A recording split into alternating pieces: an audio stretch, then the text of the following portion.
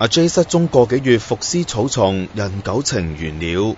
I'm really going to have to leave Hong Kong because of a job in the UK. 揾咗外圈阿 J 成個月 ，Claire 上星期六終於離開。I'm really heartbroken. I can't get my dog back yet. 佢幾乎揾晒機場同東涌每一個角落。天意弄人，佢走咗之後第4日，清潔工揾到阿 J， 不過已經係一具乾屍，睇唔到有明顯傷痕，只係憑呢一個金屬牌確認係阿 J。嗰度距離阿 J 走失嘅超級1號貨運站相隔700米。Claire 都喺旁邊嘅觀景山揾咗幾次。So I'm just very, very sad that I wasn't able to find him.Claire 本來想同阿 J 一齊返英國，點知託運公司喺停車場開咗個狗籠，阿 J 受驚走甩咗。